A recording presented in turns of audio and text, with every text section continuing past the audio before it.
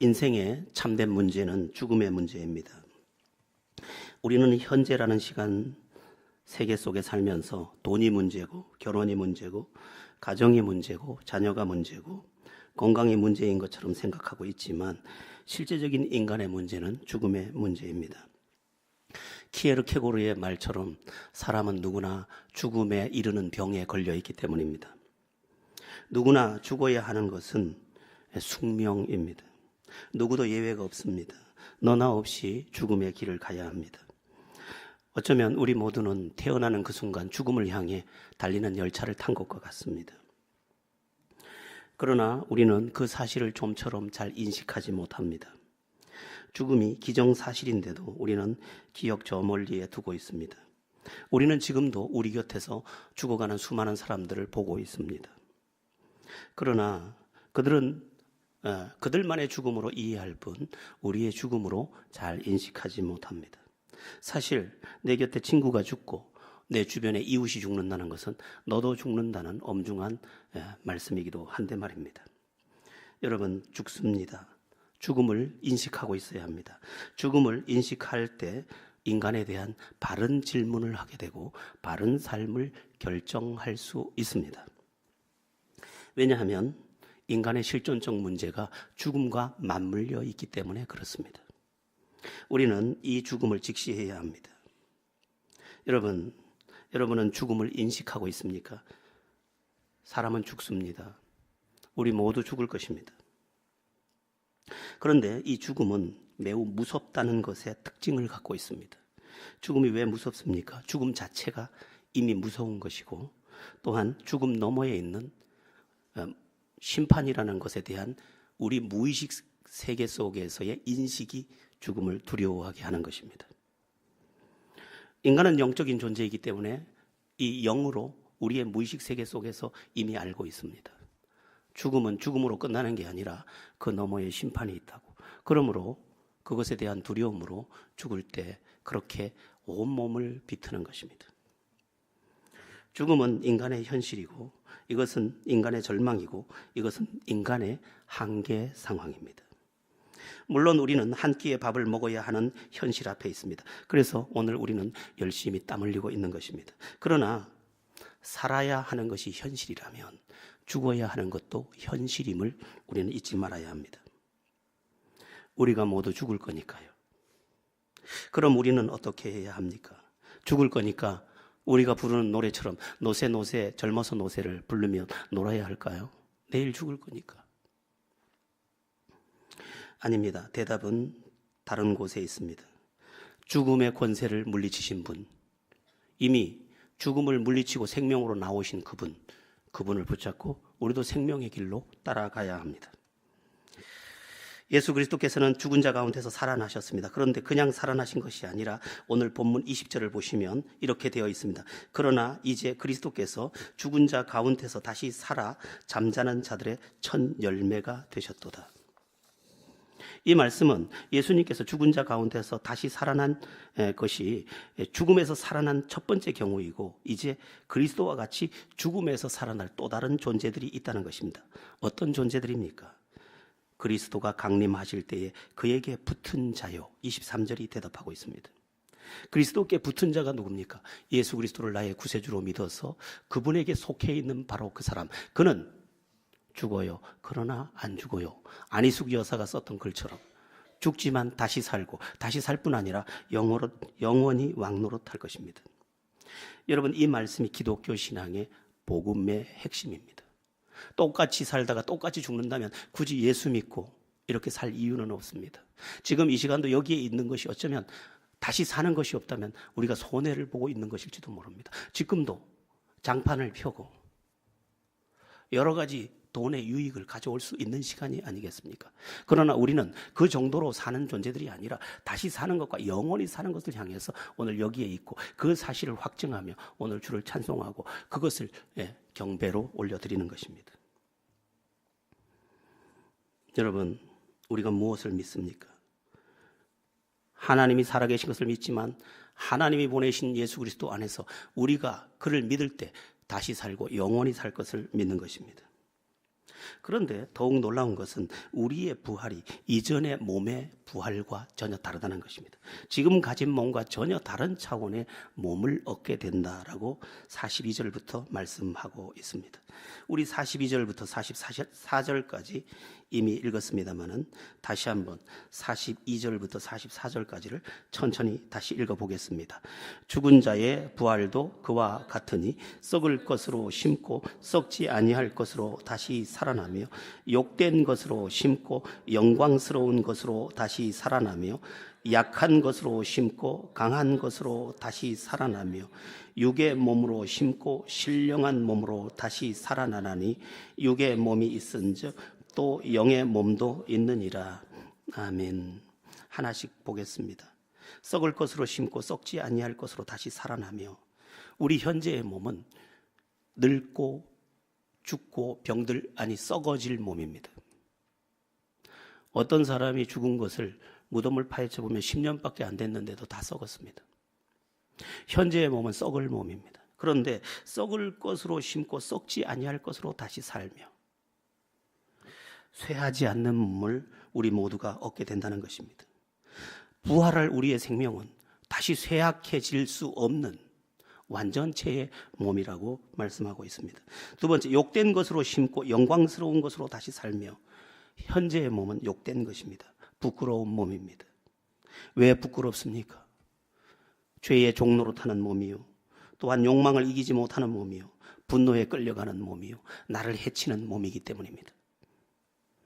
그런데 우리가 다시 부활해서 얻을 몸은 영광의 몸입니다. 더 이상 죄의 종로로 타거나 어떤 것에 기웃거리며 세상 말로 치사하게 안 살아도 됩니다. 또 우리가 받게 될 몸은 어떤 몸입니까? 약한 것으로 심고 강한 것으로 다시 살아나며, 현재의 몸은 약합니다.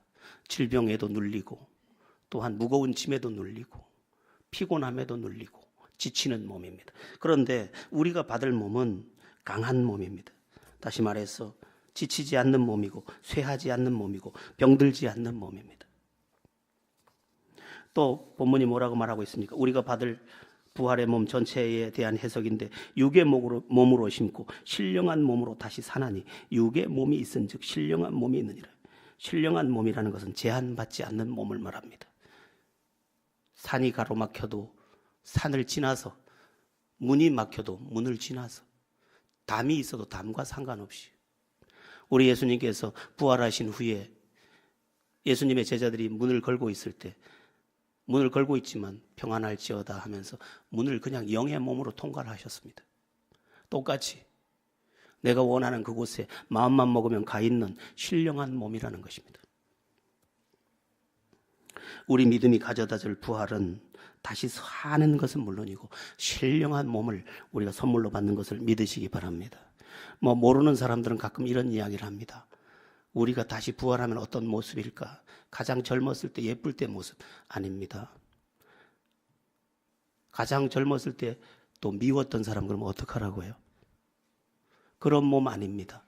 주님이 주는 몸은 신령한 몸입니다. 내가 봐도 눈부신 그런 몸인 줄 믿으시기 바랍니다. 중요한 것은 정말 죽은 자가 다시 살아날 수 있는가 하는 것입니다. 이것이 우리의 중요한 이슈입니다. 죽은 지 100년이 돼서 이미 흙이 되고 나무 뿌리에 영양분이 되고 물고기 밥이 되기도 하고 흙먼지가 돼서 사방에 흩어지기도 하고 어느 뼈가 어느 뼈인지도 모르게 다 엉켜있는 이 몸이 어떻게 다시 살아날 수 있느냐는 것입니다. 여러분, 죽은 사람이 다시 살아날 수 있겠습니까? 이미 죽어서 흙먼지가 되어버린 그 몸이, 또 물고기 밥이 되어버린 그 몸이 다시 살아날 수 있겠습니까? 부활, 다시 사는 것, 그것은 인간적으로 생각할 때 믿기 어려운 일이 맞습니다. 그러나 하나님께서 이 세상을 창조하신 것이 맞다면 어려운 거 없습니다. 아무것도 없는 곳에서 천지를 창조하신 그분이, 말씀 한마디로 빛을 만드시고 말씀 한마디로 이 모든 것을 만드신 그분이 생기야 돌아와라 하면 성경이 말씀한 대로 그대로 돌아와서 부활의 영체를 우리에게 선물로 주실 줄로 믿습니다. 우리의 눈에는 기이하지만 전능하신 하나님께는 아무것도 아니라는 것입니다. 하나님에게 불가능한 것은 존재하지 않습니다. 그러므로 하나님을 호칭할 때 전능하신 하나님이라고 하는 것입니다. 여러분, 우리는 믿음 안에서 살아갈 줄 알아야 합니다. 우리가 알아서 믿기도 하지만 모르는 것은 믿어서 아는 것입니다. 그러므로 우리가 믿음으로 주님을 바라보고 믿음 안에서 그것을 내 것으로 삼으며 그것을 또 체험하는 은혜도 누려야 합니다. 믿음은 이상하게 알아서 믿는 것도 우리에게 능력이 되지만 믿어서 아는 것은 더 큰 능력이 될 경우도 있습니다. 히브리서 11장 11절에 보면 아브라함의 아내 사라의 이야기가 나옵니다. 사라에게 하나님께서 찾아오셔서 말씀하셨습니다. 명년 이맘때 네가 아들이 있으리라. 사라는 웃었습니다. 어찌 그런 일이 있으리요. 나는 경수가 끊어졌고 또한 내 남편도 늙었거늘 어찌 그런 일이 있으리요. 하나님께서 그 마음을 아시고 대저 여호와께 능치 못함이 있겠느냐라고 질문했고 그 말을 듣는 순간 그는 믿음으로 그 말씀을 받았고 그 믿음으로 말씀을 받아들였더니 성경은 이렇게 말씀하고 있습니다. 믿음으로 사라 자신도 나이 늙어 단산하였으나 잉태하는 힘을 얻었으니 이는 약속하신 이를 미쁘신 줄 알미라.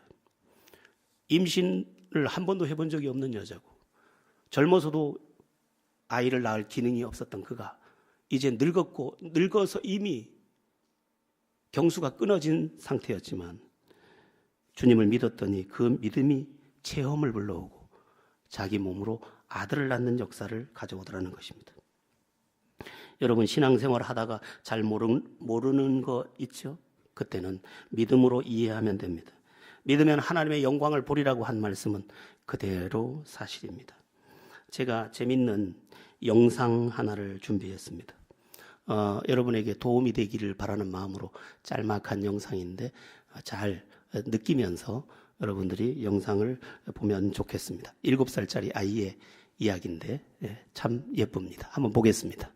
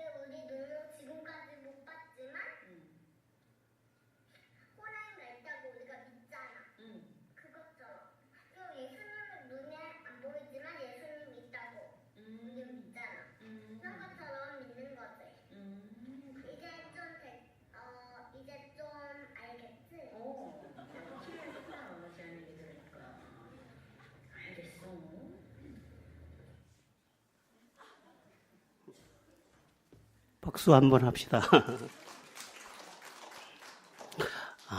참, 저 아이의 주일학교 그 유치부 담임하는 분이 정말 잘 가르쳐 줬구나.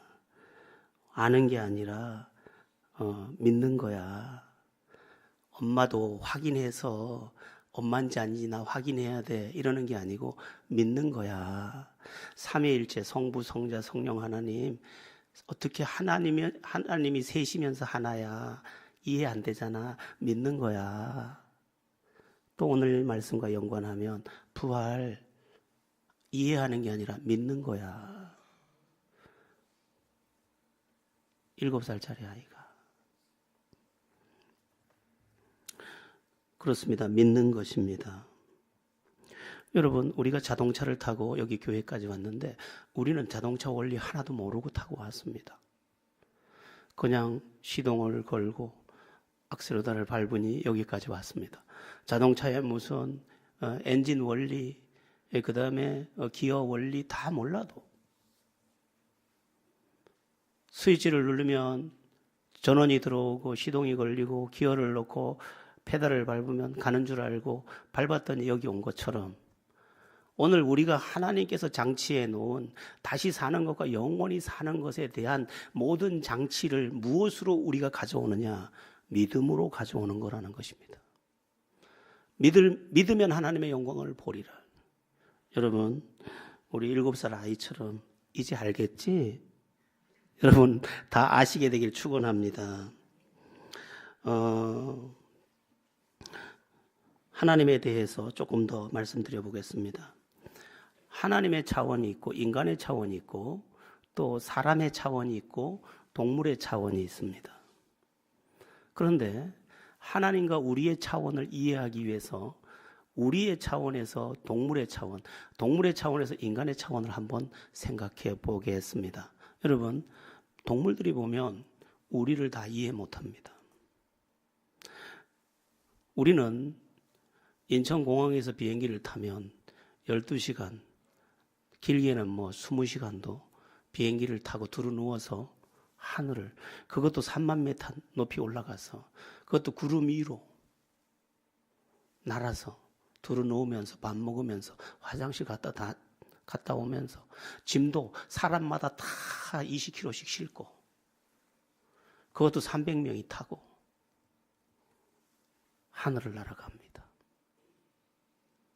그런데 어느 날 한 마리 새를 만난 사람이 이렇게 말했습니다. 우리는 있잖아, 비행기라는 걸 만들어서 두루누워서 밥 먹으면서 화장실 다니면서 날개짓도 한 번도 안 하고 두바이 갈 수 있어. 그래서 새가 이러네. 미쳤나? 그런 일이 어떻게 가능해? 니는 새이기 때문에 이해 못하는 거예요. 나랑 한번 타볼래, 비행기? 새가 비행기를 타는 순간 기절초풍을 할 것입니다. 마찬가지예요. 여러분, 우리의 부활을 우리가 어떻게 다 이해하겠습니까? 다 몰라요.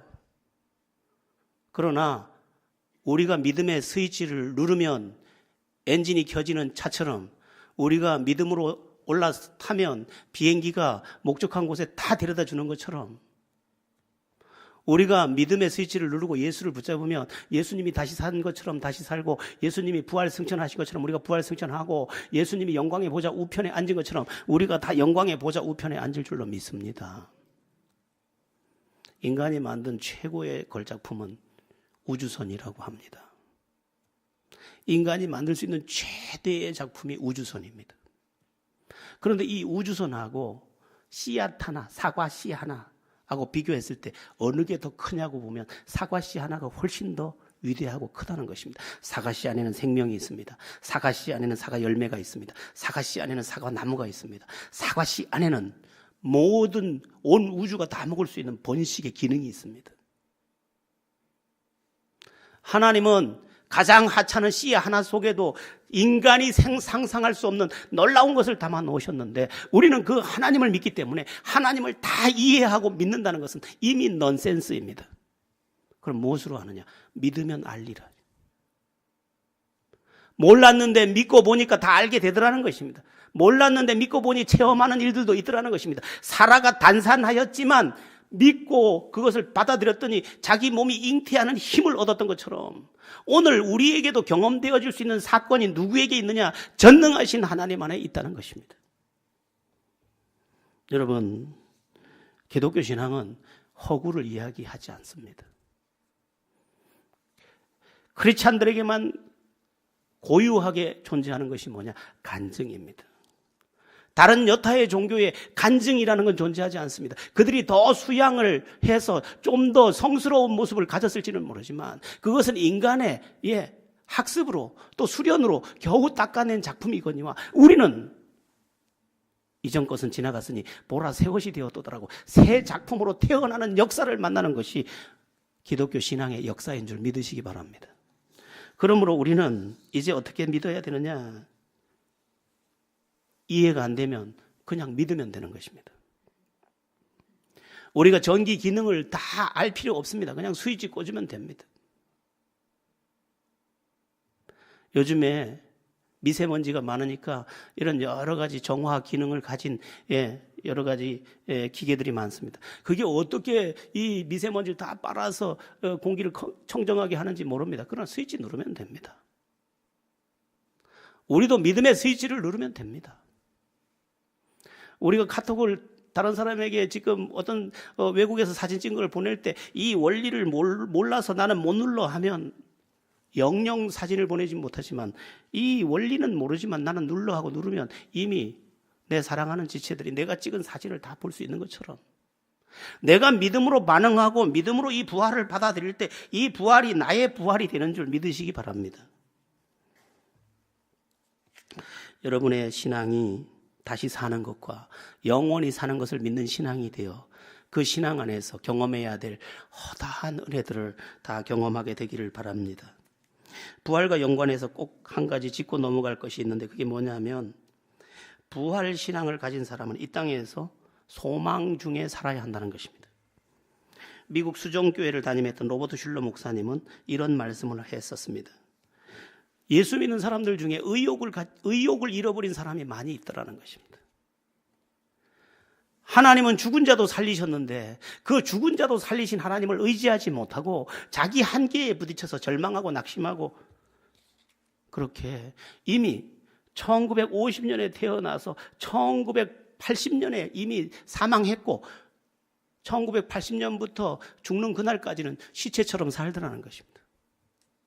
그래서 그의 묘비에 이렇게 써야 된다는 것입니다. 1950년 출생, 1980년 사망, 2020년 무덤에 들어가다. 죽은 날과 무덤에 들어간 그 날의 간격이 40년이 되더라고요. 낙심하고 살고 절망하고 살고 죽은 것처럼 살았던 그 시간들이 너무 안타깝더라는 것입니다.